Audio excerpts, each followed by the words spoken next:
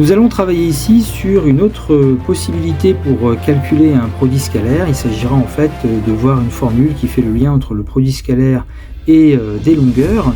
Mais avant de démarrer, je vous mets à l'écran en fait une vidéo qu'il est bon de regarder, puisque c'est une vidéo dans laquelle on a vu des propriétés justement sur le produit scalaire et qui vont permettre de justifier les formules que je vais vous montrer dans quelques instants. Alors justement, les formules qui ont été vues dans la vidéo dont je viens de vous parler, eh bien je vous les remets ici donc à l'affichage. À savoir qu'on avait vu dans cette vidéo qu'il existe pour le produit scalaire, eh bien, notamment ce qu'on appelle la distributivité, c'est-à-dire U scalaire V plus W, ben c'est U scalaire V plus U scalaire W. On avait vu aussi que U scalaire V est égal à V scalaire U par exemple. Et on avait vu aussi, je vous avais montré dans cette vidéo, eh bien, la double distributivité, avec comme exemple ici, on avait le produit scalaire entre EH plus HD avec GF plus FB, et en fait on avait fait EH scalaire GF plus EH scalaire FB plus HD scalaire GF plus HD scalaire FB. Et donc ces formules eh bien, vont nous permettre de justifier certaines formules que je vais vous montrer maintenant.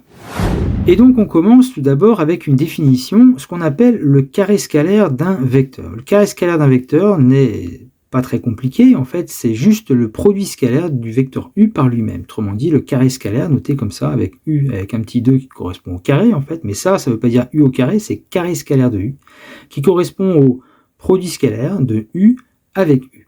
Alors il se trouve que ce carré scalaire eh bien, a une particularité, notamment lorsque on revient sur les formules qu'on avait vues sur le produit scalaire, et là je vous remets à l'écran encore la vidéo dans laquelle on avait vu cette formule du produit scalaire dans un repère orthonormé. On avait vu que le produit scalaire de U avec V, lorsque U et V ont les coordonnées qui sont ici, x, y, z et x', y', z', et bien le produit scalaire se calcule en faisant x, x' plus y, y' plus z, z'. Si maintenant on fait le produit scalaire de U avec lui-même, on va avoir x au carré plus y au carré plus z au carré. Et il se trouve que x au carré plus y au carré plus z au carré, eh bien c'est la longueur du vecteur U, mais au carré, pour qu'il n'y ait plus la racine carrée ici. Donc on va avoir en définition, au niveau du carré scalaire d'un vecteur, le carré scalaire d'un vecteur, c'est-à-dire U scalaire U, est aussi égal donc à x au carré plus y au carré plus z au carré lorsqu'on est dans un repère orthonormé, mais c'est toujours égal à la longueur du vecteur U au carré. Et nous arrivons ainsi sur des formules appelées des égalités remarquables. Pourquoi égalités remarquables? Parce qu'elles sont en rapport en fait avec les identités remarquables. Les identités remarquables, eh bien, je vais vous les remontrer. Les identités remarquables qu'on est censé connaître avec des nombres. A plus B fois A moins B, c'est A au carré moins B au carré. A plus B au carré, c'est A au carré plus 2 fois A fois B plus B au carré. A moins B au carré, c'est A au carré moins 2 fois A fois B plus B au carré. Eh bien, on a en fait les mêmes formules avec le produit scalaire. Mais attention à une chose que je vais quand même préciser dans ces formules. Donc on va avoir le produit scalaire de U plus V avec le produit scalaire avec le vecteur U moins V, qui va donner en fait le carré scalaire de U moins le carré scalaire de V. Ça, je vais vous l'expliquer en vous montrant ici le développement, puisque c'est de la double distributivité. Donc on fait U scalaire U, qui est ici, plus U scalaire moins V, qui est là. Ensuite, V scalaire U, qui est ici, et V scalaire moins V. Donc, U scalaire U, c'est ça qu'on appelle le carré scalaire de U. Ensuite, alors, le moins ici, U scalaire moins V, c'est là qu'on va appliquer la formule que je vous ai rappelée ici, et donc on avait vu dans la vidéo dont je vous ai parlé, U scalaire K fois V, ben c'est K fois U scalaire V. Et donc, le moins qui est là, en fait, c'est moins 1. Donc, c'est comme si le moins 1, les multiplicateurs moins 1, je le sortais, et donc ça devient moins U scalaire V. Plus, alors V scalaire U et U scalaire V, c'est la même chose. Et ensuite, pareil ici, pour le dernier, moins V scalaire moins V, mais en fait, on sort le moins, ça fait moins V scalaire V. Et comme les deux ici, vous avez moins U scalaire V plus U scalaire V, ça, en fait, ça s'élimine, et ça vous donne carré scalaire de U, autrement dit U scalaire U, moins carré scalaire de V, c'est-à-dire V scalaire V. Et de la même manière, on aura la formule suivante, carré scalaire de U plus V, donc en lien, en fait, avec l'identité remarquable, eh bien, qui est égal à carré scalaire de U plus 2 fois U scalaire V plus carré scalaire de V. Alors c'est là la différence avec les identités remarquables que je vous ai rappelé, c'est que ici c'est pas U au carré, c'est carré scalaire de U, ça veut dire U scalaire U. Et de la même manière, avec carré scalaire de U moins V, eh bien, ça fait carré scalaire de U moins 2 fois le produit scalaire de U avec V plus le carré scalaire de V. Et finalement, ces résultats eh bien, sont égaux en fait aux normes ici, aux longueurs, c'est-à-dire que quand on dit carré scalaire de U plus V, eh bien, on sait que le carré scalaire correspond à la norme du vecteur, c'est la norme de U plus V au carré. Même chose, le carré scalaire de U moins V, eh bien, c'est la norme de U moins V au carré.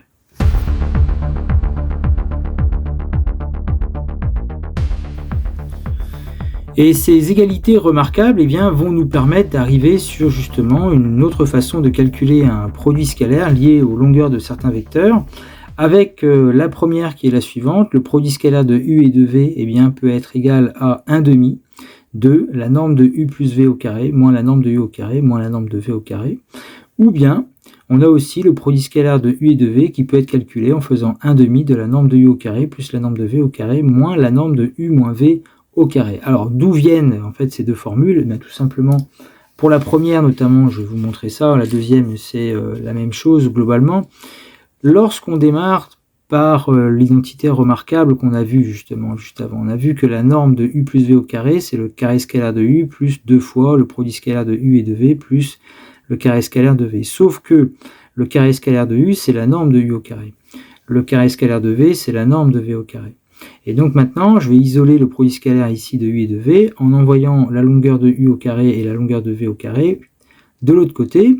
Et donc ça nous donne norme de U plus V au carré moins norme de U au carré moins norme de V au carré est égal à 2 fois le produit scalaire de U et de V. Et maintenant, en divisant par 2 de chaque côté, on obtient que le produit scalaire de U et de V est égal à 1/2, donc de la formule que je viens de vous donner à l'instant.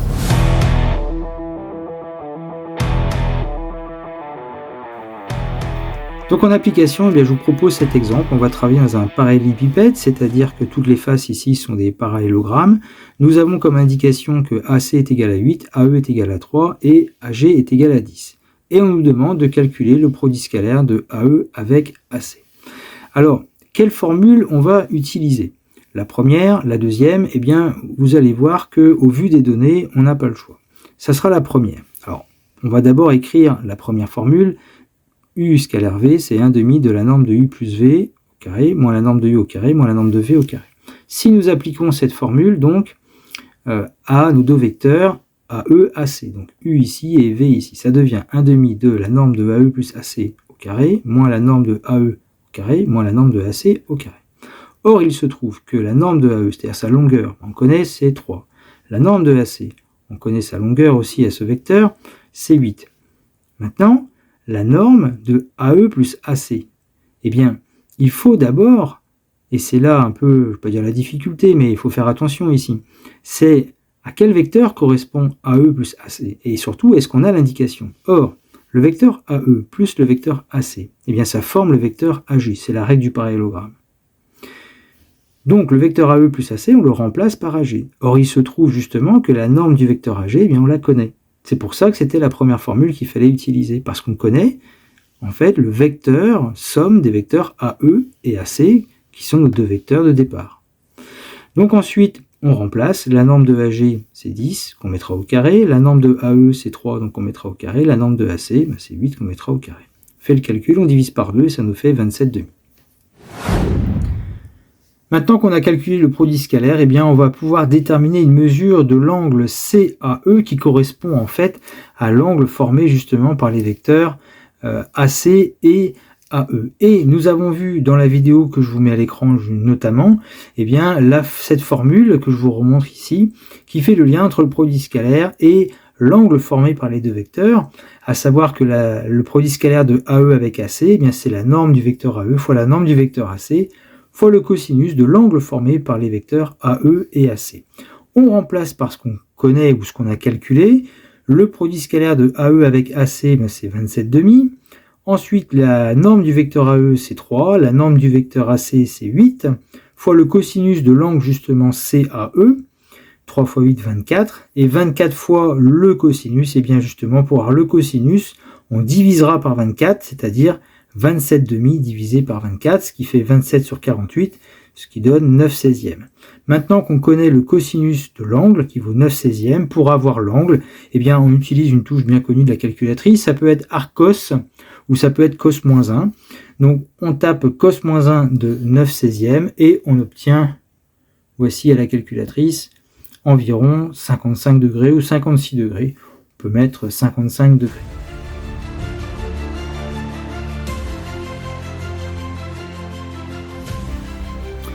Alors toujours dans l'application de ces formules, je vous propose un exercice, le suivant. On donne 3 points ABC avec les longueurs AB, AC et BC qui sont connues. AB vaut 6, AC vaut 5, BC vaut 8. Donc dans un premier temps, on demande de calculer le produit scalaire de AB avec BC en utilisant une formule dite de polarisation. Ce sont en fait les formules que je viens de vous montrer. Ensuite, il faudra en déduire le produit scalaire de BA avec BC, puis déterminer une mesure de l'angle ABC. Donc vous pouvez faire pause sur la vidéo et vous avez la correction juste après. Donc dans cet exercice, nous connaissons la longueur AB qui vaut 6, la longueur BC qui vaut 8 et la longueur AC qui vaut 5. Et nous devons calculer le produit scalaire du vecteur AB avec le vecteur BC. Donc AB, ça sera notre vecteur U, BC, notre vecteur V. Et donc la question qu'on se pose, c'est laquelle des deux formules doit-on utiliser? Est-ce que c'est la première ou est-ce que c'est la deuxième? La différence notable entre ces deux formules, c'est la norme ici de U plus V, et ici c'est la norme de U moins V, puisqu'on retrouve la norme de U, la norme de V dans les deux formules, c'est ici que va se faire la différence. Donc l'exercice nous donne-t-il une information sur la somme des deux vecteurs ou la soustraction des deux vecteurs? Or, il se trouve ici qu'on remarque que le vecteur AB plus le vecteur BC, c'est la relation de Chasles, ça donne le vecteur AC. Donc on va plutôt utiliser la première formule qui fait donc référence à la somme des vecteurs. Donc ça sera 1/2 de norme de U plus V au carré moins la norme de U au carré moins la norme de V au carré. Appliqué ici avec le contexte, on aura donc 1/2 de la norme du vecteur AB plus BC au carré moins la norme de AB au carré moins la norme de BC au carré. Et comme AB plus BC en vecteur, ça donne le vecteur AC, on obtient donc 1/2 de la norme de AC au carré, moins la norme de AB au carré, moins la norme de BC au carré, puis on remplace par les longueurs données par le texte. Donc ça fait 1/2 de 5 au carré, moins 6 au carré, moins 8 au carré, ce qui nous fait moins 75,5. Donc pour calculer le produit scalaire de BA avec BC, eh bien, en lien avec la question précédente, le vecteur BA c'est moins le vecteur AB, donc on va calculer le produit scalaire de moins le vecteur AB avec le vecteur BC, sauf que on a vu, et je vous remets ici la formule, le produit scalaire de k fois U avec le vecteur V, eh bien vous sortez le multiplicateur k, ça fait k fois le produit scalaire de U et de V, donc autrement dit le moins ici c'est un moins 1, vous sortez le moins 1, il arrive ici, donc on écrira directement moins produit scalaire de AB avec BC, donc ça fait moins, entre parenthèses, moins 75,5 qui était le résultat précédent, et on obtient 75,5. Et avec ce résultat, on va pouvoir déterminer l'angle formé par les vecteurs BA et BC. On nous demande de calculer l'angle ABC, donc sous-entendu l'angle formé par les vecteurs BA et BC. Et on sait que l'angle formé par les vecteurs BA et BC, c'est-à-dire l'angle ABC, eh bien, intervient dans le produit scalaire des deux vecteurs BA et BC, avec donc produit scalaire de BA et BC qui est égal à la norme du vecteur AB fois la norme du vecteur BC fois le cosinus de l'angle donc ABC. Le produit scalaire a été calculé ici, c'était 75,5. La norme du vecteur BA c'est 6, la norme du vecteur BC c'est 8, donc 6 fois 8 ça fera 48. 48 fois le cosinus devra donner 75,5, donc pour avoir le cosinus, eh bien on divise 75,5 par 48, ce qui fait 75 sur 96, qui fait 25 sur 32, et donc l'angle ABC sera obtenu en faisant donc le cosinus moins 1 de 25 sur 32, c'est-à-dire environ 38,63 degrés.